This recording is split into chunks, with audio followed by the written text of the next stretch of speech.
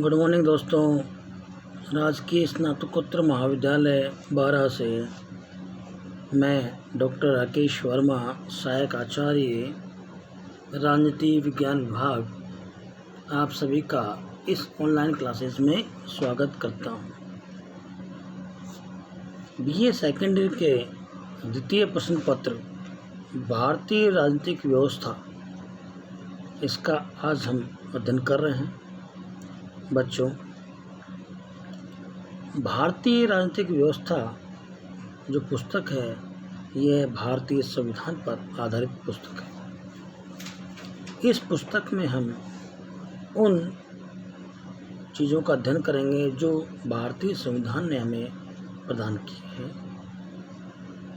संविधान सभा ने जो अनुच्छेदों के मार्फत इस संविधान को निर्माण किया है, उसमें कुछ महत्वपूर्ण अनुच्छेदों में आती है लोकसभा। आज हम संसद के जो अंग हैं, उन अंगों में लोकसभा के बारे में बात करेंगे। लोकसभा की शक्तियां और कार्य के बारे में बात करेंगे। भारतीय संसद के दो सदन मिलकर लोकसभा और राज्यसभा, यह बहुत ही महत्वपूर्ण सदन है क्योंकि इनके गठन का आधार जनसंख्या है। लोकसभा के सदस्यों को जनता के द्वारा प्रत्यक्ष निर्वाचन के आधार पर चुना जाता है। संसदीय व्यवस्था का यह है सिद्धांत, कानून निर्माण और प्रशासन पर नियंत्रण की अंतिम शक्ति लोकप्रिय सदन लोकसभा को प्राप्त है। आज हम बात करते हैं इसकी लोकसभा की शक्तियां और कार्य। विधायी शक्ति जो कानून निर्माण की शक्ति है, उसके बारे में बात करते हैं।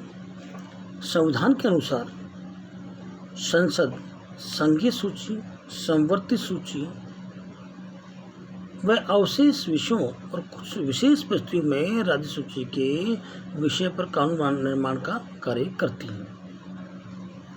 कानून निर्माण के संबंध में अंतिम शक्ति लोकसभा के पास है और राज्यसभा साधारण अवित्तीय विधेयक को 6 मास तक रोके रखने के अलावा और कुछ नहीं कर सकती है। संविधान के अनुसार भारतीय संसद संघ सूची, समवर्ती सूची, अवशेष विषयों और कुछ विशेष परिस्थितियों में राज्य सूची के विषयों पर कानून निर्माण का कार्य करती है।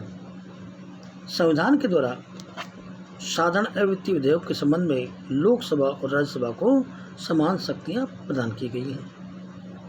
संविधान में कहा गया है कि इस प्रकार के विधेयक दोनों में से किसी एक सदन में प्रस्तावित किए जा सकते हैं और दोनों सदनों में पारित होने पर राष्ट्रपति के हस्ताक्षर होने के बाद वे कानून का रूप ले लेते हैं। इसके साथ ही दोनों सदनों में यदि मतभेद उत्पन्न हो तो राष्ट्रपति संयुक्त बैठक बुलाने का प्रावधान करता है। बैठक में उस कानून का भाग्य का निर्माण लोकसभा की इच्छा पर होता है। इसके पीछे कारण यह है क्योंकि लोकसभा में सदस्य संख्या अधिक होती है राज्यसभा के से ज़्यादा। राज्यसभा साधारण अवित्तीय विधेयक को 6 मास तक रोक सकती है, ये हम जानते हैं। या तो वह उसमें 6 मास के अंदर कुछ संशोधन द्वारा पारित कर दे या फिर जैसी वैसे वापस भेज दे। दूसरा है वित्तीय शक्ति। अनुच्छेद 109 के अनुसार वित्त विधेयक लोकसभा में ही प्रस्तुत किए जा सकते हैं, राज्यसभा में नहीं। लोकसभा से पारित होने के बाद वित्त विधेयक राज्यसभा में भेजा जाता है। वार्षिक बजट अनुदान संबंधी मांग की लोकसभा के समक्ष ही रखी जाती है और इस प्रकार के समस्त व्यय की स्वीकृति देने का एकाधिकार लोकसभा को प्राप्त है। भारतीय संविधान द्वारा वित्तीय क्षेत्र के संबंध में लोकसभा को अपार शक्ति प्राप्त है और राज्यसभा इसमें गौण है। अनुच्छेद 109 के अनुसार वित्त विधेयक लोकसभा में पारित किए जा सकते हैं। लोकसभा में पारित होने के बाद विधेयक को राज्यसभा में भेजा जाता है। राज्यसभा के लिए यह आवश्यक है कि उसे वित्त विधेयक की प्राप्ति की तिथि से 14 दिन के अंदर अंदर विधेयक लोकसभा को लौटा देना चाहिए। राज्यसभा विधेयक में संशोधन के लिए सुझाव दे सकती है, लेकिन इसे स्वीकार करना या अस्वीकार करना ये लोकसभा के पर निर्भर करता है।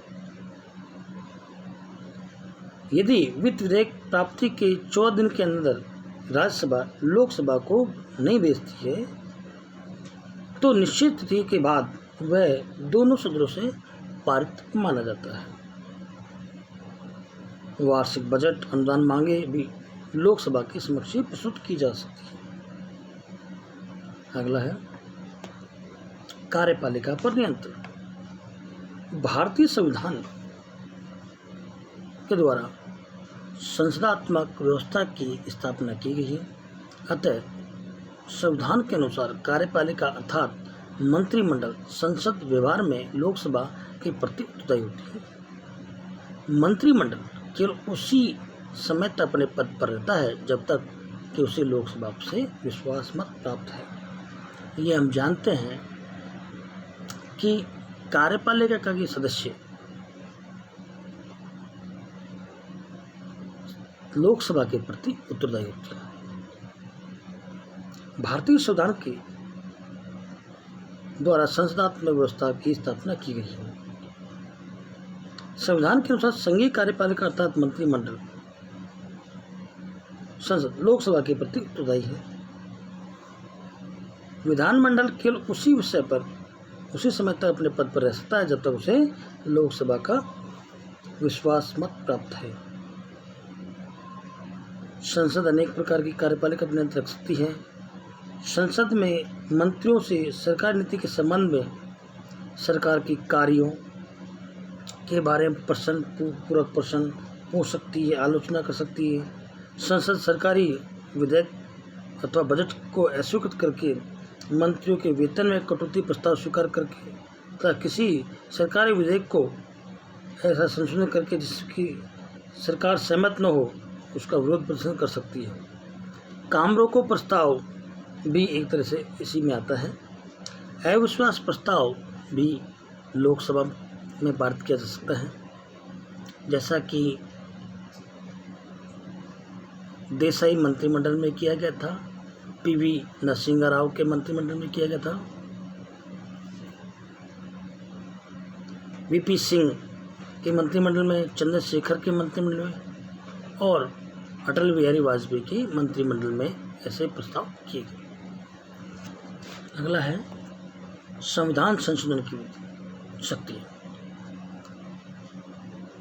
लोकसभा को संविधान में संशोधन और परिवर्तन करने का अधिकार प्राप्त है। संविधान के अनुसार अनुच्छेद 368 के अनुसार संविधान में संशोधन कार्य संसद द्वारा ही किया जा सकता है। इसी अनुच्छेद में उस प्रक्रिया का उल्लेख किया गया है जिसे संविधान के संशोधन के संबंध में लोकसभा और राज्यसभा की स्थिति समान है। जहां एक और लोकसभा सामान्य विधेयक पारित करने का अधिकार प्राप्त है, वहीं दूसरी ओर संविधान में संशोधन परिवर्तन करने का अधिकार प्राप्त है। संविधान के अनुच्छेद 368 के अनुसार संविधान में संशोधन का कार्य संसद के द्वारा किया जाता है और उसी के अनुसार कार्य किया जाता है। संसद, जो कि हम जानते हैं कि विधायिका में लोकसभा और राज्यसभा होती है। लोकसभा और राज्यसभा की स्थिति समान है क्योंकि संविधान संशोधन विधेयक दोनों में से किसी सदन में प्रस्तावित किया जा सकता है। उन्हें तभी तक पारित माना जाएगा जब संसद के दोनों सदन अलग अलग करके कुल बहुमत का या उपस्थित लोगों का मतदान में भाग लेने वाले सदस्यों का 2/3 बहुमत से पारित कर दे, तभी वह संशोधन माना जाएगा और उस पर राष्ट्रपति स्वीकृति प्रदान कर दे। निर्वाचन संबंधी कार्य। लोकसभा निर्वाचन मंडल के रूप में भी कार्य करती है। अनुच्छेद 54 के अनुसार लोकसभा के सदस्य राज्यसभा के सदस्यों तथा राज्य विधानसभाओं के सदस्यों के साथ मिलकर राष्ट्रपति का निर्वाचन करती है। अनुच्छेद 66 के अनुसार लोकसभा और राज्यसभा मिलकर उपराष्ट्रपति का चुनाव करती है। लोकसभा निर्वाचन मंडल के रूप में अनुच्छेद 54 और अनुच्छेद 66 के रूप में कार्य करते हैं। लोकसभा के द्वारा संसद के अध्यक्ष और उपाध्यक्ष को निर्वाचित किया जाता है तथा उन्हें पद से हटाने का कार्य भी करती है। जनता की शिकायत सुनना। लोकसभा के सदस्य प्रत्यक्ष रूप से जनता द्वारा निर्वाचित होकर आते हैं, अतः उनके द्वारा जनता की शिकायतें जनता के लिए भावना और विचार सरकार तक पहुंचाई जाती हैं। लोकसभा के सदस्यगण इस बात की चेष्टा करते हैं कि सरकार अपनी नीतियों का निर्माण एवं कार्यों का संबंध जनता के हितों को ध्यान में रखते हुए करे। लोकसभा के सदस्य प्रत्यक्ष रूप से जनता द्वारा निर्वाचित होते हैं और उनकी जिम्मेदारी होती है कि जिस निर्वाचन क्षेत्र से वे चुनकर आते हैं उन पर वो कार्य करें। अगला अंतिम है महाभियोग की शक्ति। ये हम जानते हैं कि महाभियोग एक ब्रह्मास्त्र है व्यवस्थापिका का। व्यवस्थापिका इस ब्रह्मास्त्र का उपयोग करती है। लोकसभा और राज्यसभा मिलकर राष्ट्रपति पर महाभियोग लगा सकते हैं। सर्वोच्च न्यायालय के न्यायाधीशों एवं उच्च न्यायालय के न्यायाधीशों पर महाभियोग का प्रस्ताव पारित करती है। निर्वाचन आयुक्त के संबंध में इतने ऐसे अधिकार प्राप्त हैं। उपराष्ट्रपति को उसके पद से हटाने के लिए यदि संसद में राज्यसभा प्रस्ताव पारित कर दे तो इस प्रस्ताव को लोकसभा द्वारा अनुमोदन आवश्यक होता है। राष्ट्रपति द्वारा संकट काल की घोषणा को 1 महीने के अंदर संसद में स्वीकार करना आवश्यक है, अन्यथा इस प्रकार की घोषणा 1 महीने के बाद स्वयं समाप्त मानी जाती है। यदि राष्ट्रपति सर्वोच्च क्षमा देना चाहे तो उसकी स्वीकृति संसद से लेनी आवश्यक है। लोकसभा की आज हमने शक्तियों के बारे में बात की। संसद देश का सर्वोच्च अंग है। लोकसभा संसद का सर्वोच्च अंग है। जनता का प्रतिनिधि सदन के कारण लोकसभा संसद का महत्वपूर्ण, शक्तिशाली और प्रभावशाली अंग माना जाता है। व्यवहार में लोकसभा को ही संसद माना जाता है, ऐसा औचित्य नहीं है। लोकसभा में बहुमत संख्या ज़्यादा होती है। 545 सदस्य इसमें वर्तमान में है, 550 हो सकते हैं। जब लोकसभा और राज्यसभा एक साथ बैठती है तो सदस्य संख्या लोकसभा की ज़्यादा दिखती है, तो किसी भी विधेयक को पारित करने पर उन्हें दिक्कत नहीं होती है। यह भी सत्य है कि जो मंत्रिपरिषद है, प्रधानमंत्री है, वो लोकसभा के प्रति उत्तरदायी है। जब तक उससे पूर्ण बहुमत लोकसभा में प्राप्त नहीं है तब तक वह प्रधानमंत्री नहीं बन सकता।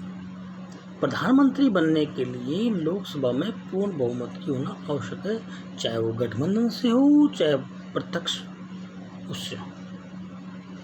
इस प्रकार हमने आज भारतीय लोकसभा के बारे में बात की। सभी का इस ऑनलाइन क्लासेस में धन्यवाद, थैंक यू।